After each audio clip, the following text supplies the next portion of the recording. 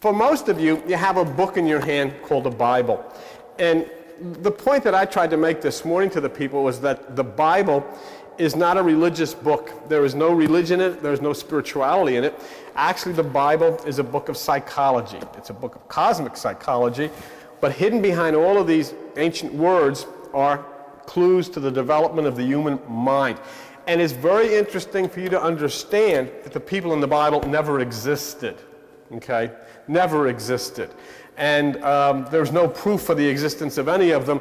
And it's far more important to understand that they represent parts of you and aspects of your own mind. And that makes it not only very personal, but it opens to you possibilities that are tremendously long range when you think of, hey, what is being said, by what authority are these being said, and can I connect them to aspects of science? To me, if God is not provable, then forget about it. What's up, people? My name is Lucky the Alchemist. Welcome to my channel, Woo Woo World. This channel is all about spiritual knowledge, aka knowledge of self, because we are spiritual beings having a human experience. And in today's episode, I'm going to be talking about the Bible and explaining how the Bible is actually a psychological spiritual map of the human being. So, when we think about the Bible, we think about stories and events that actually took place. But actually, the Bible is a guide about your inner world. It uses stories and symbols to map out the human journey, which contains growth, struggles, and self-discovery, which is all happening inside you. So the Bible isn't about history, it is about an inner experience. There are tons of characters in the Bible. We have Joseph, Mary, Elijah, Noah, Mary Magdalene, but these people, they are not historical figures.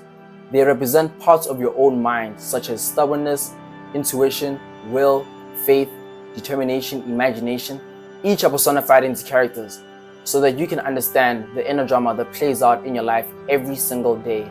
For example, Moses represents your inner compass, the part of you that knows that you're on the right direction, even when you feel scared. The Pharaoh represents ego, the part of you that resists change and always says, no, this is how things are and this is how things are always going to be. David represents the heart and the courage to face your fears.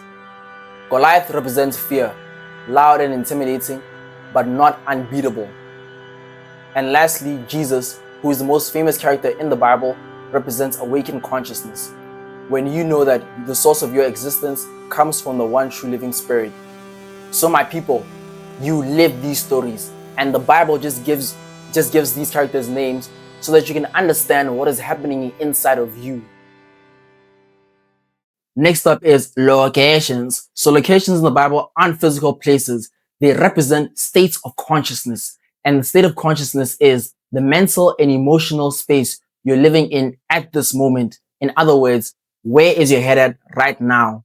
3 examples. Number 1, Egypt.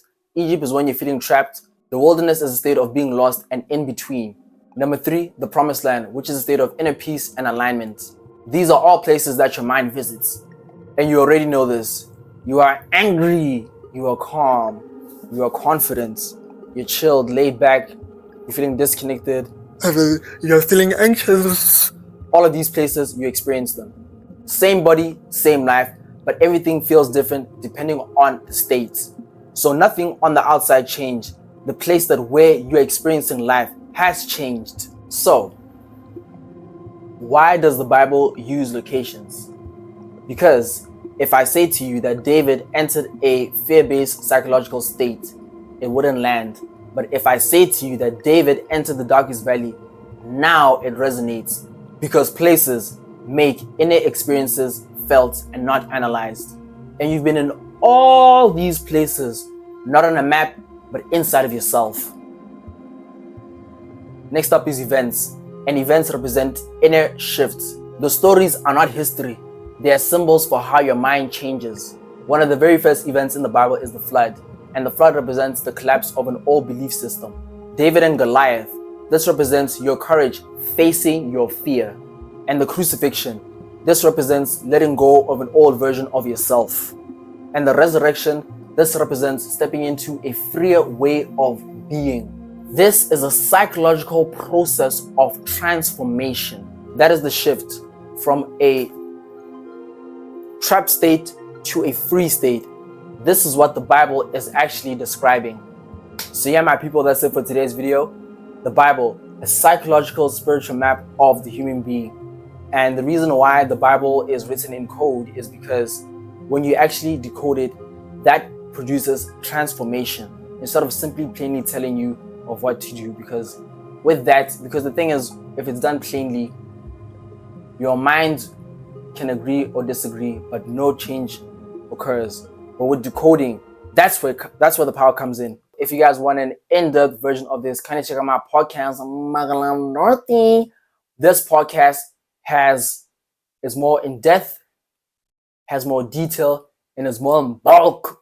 So think of the YouTube as like an espresso shot, and the podcast is like a jar of coffee.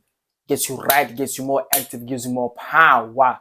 So kind of check that out. And yeah, guys, that's it for today. So I'm closing this episode off.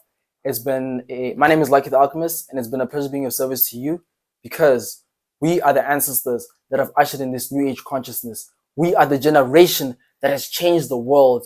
And remember, the revolution is the evolution of your consciousness. Sharp, sharp.